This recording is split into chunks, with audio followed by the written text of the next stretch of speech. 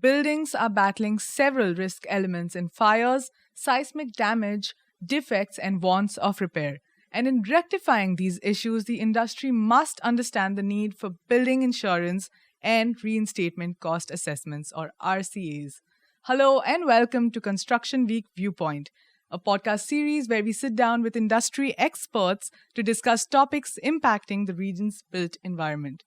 Now, you may have noticed something different. We've moved to video-styled podcasts, putting the view in Construction Week Viewpoint. And today, we're discussing the risk profile of buildings as well as the need for insurance and RCAs. If you're a property owner, conscious of shielding your property, or put your concerns to rest, because we are joined by Benjamin Walker today, who is the head of project and building consultancy at Cavendish Maxwell, and he will be addressing all of your concerns.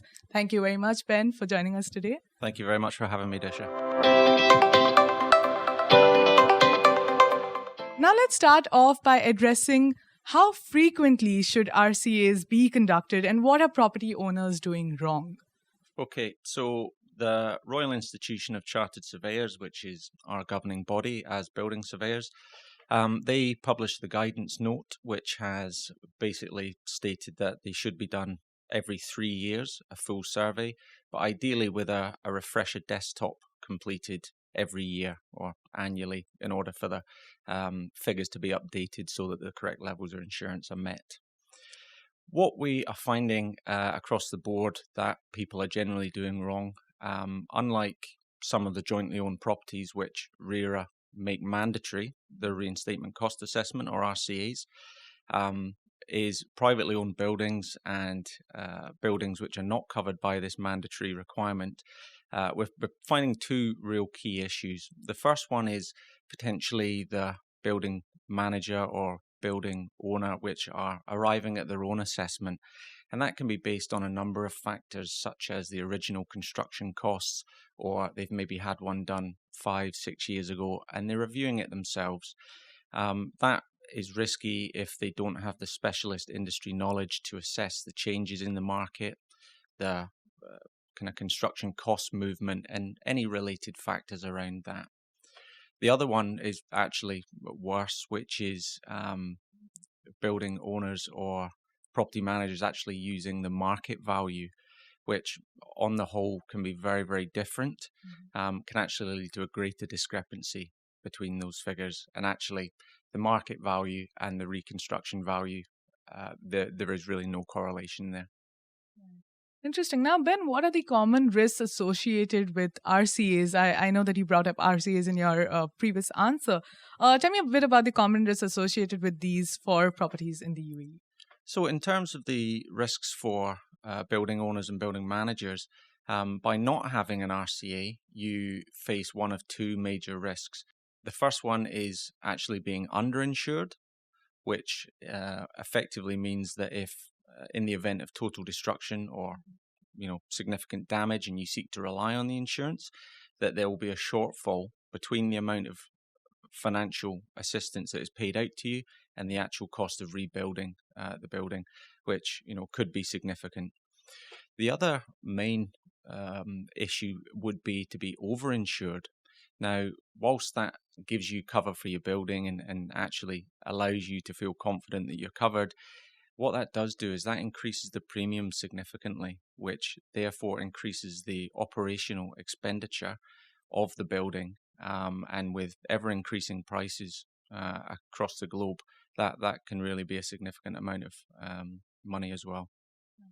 Ben, what are the risk elements associated with, buildings in the UAE, and what are buildings in the UAE most vulnerable to? Have you seen that change over the years? So in terms of the vulnerabilities in the UAE, I think the biggest talking point would really be the sort of fire risk, which has come about at the advent of some significant high-profile fires here in the UAE and cross borders in other countries which have all suffered. And that really stems from the use of aluminium composite panel cladding or ACP. And what that actually does is that then will increase the risk of the building. And what insurers that we've spoken to are actually looking at now is they're taking a worst case scenario for any buildings that are clad with ACP are now starting from a worst case scenario standpoint. So what we actually would recommend is kind of having that assessed by a company such as Cavendish Maxwell, who can actually then provide you with a more detailed information package about that cladding, which you can then pass to your insurer. In terms of how it's changed over the last 20 to 30 years, I think we can all agree that Dubai has skyrocketed. The UAE has grown exponentially.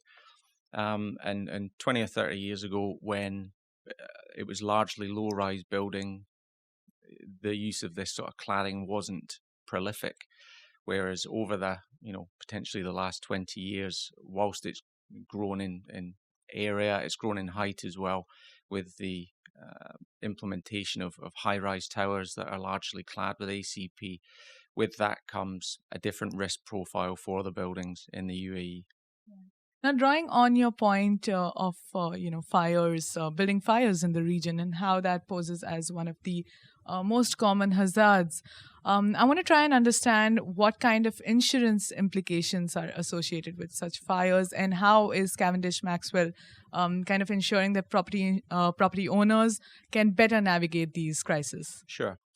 So in terms of the insurance, it's fairly simple in that with the advent of these fires and the higher risk profile, it has effectively increased premiums across the board, and they are continually increasing. That is predominantly the biggest effect that it's having. Whilst the municipality are doing their best to, outlaw certain types of cladding and also facilitate replacement of some areas of cladding. So what we are actually doing is we're guiding a number of clients to initially have the first risk assessment carried out. That should be your starting point for any building, to actually understand if your cladding is high risk, medium risk, or low risk, how it can be mitigated, what can be done. It's not always the case that full replacement needs to be undertaken of this cladding. There are various ways around it if you implement specific fire breaks, or if it's not in high risk areas, and then we have to look at the percentage of the covering, what the actual core of the cladding is.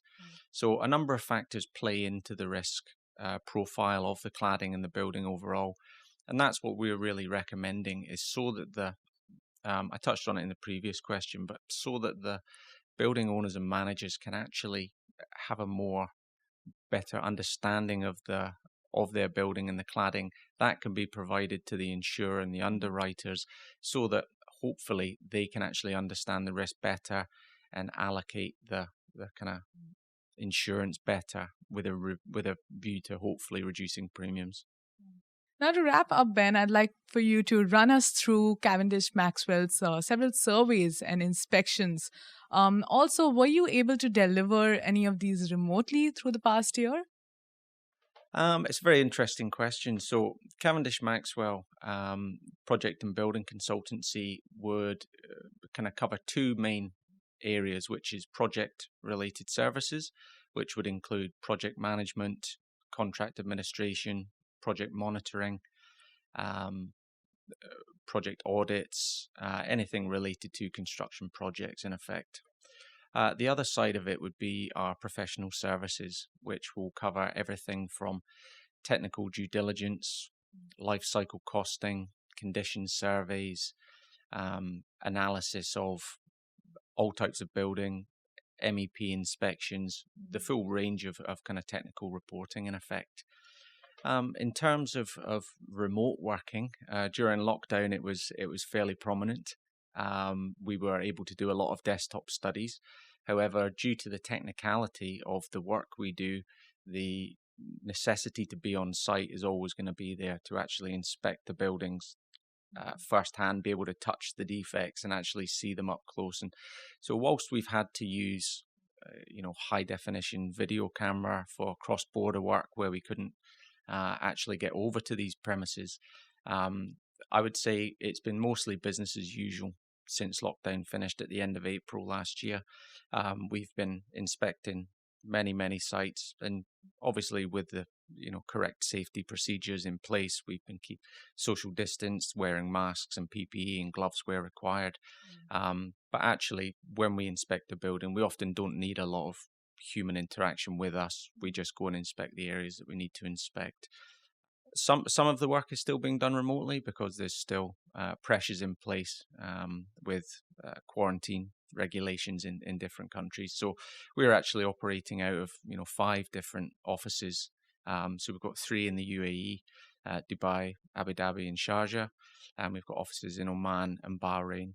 So those offices in kind of Bahrain and Oman are generally the ones where more remote working is required. On that note, it seems like it definitely has been business as usual, and it's quite a busy year for Cavendish Maxwell. Thank you, Ben, for taking the time to walk us through a very important topic. It's been great learning for me, and I'm sure for our viewers as well. No problem at all, Dish. Thank you very much for having me. Thank you. Thank you as well for watching. This was, of course, our first video-style podcast. Do let us know in the comments if this is something you've enjoyed and what you'd like to see more. That's it from me. Thanks a lot for watching, and we will see you very soon with another guest and another very interesting topic. Thank you.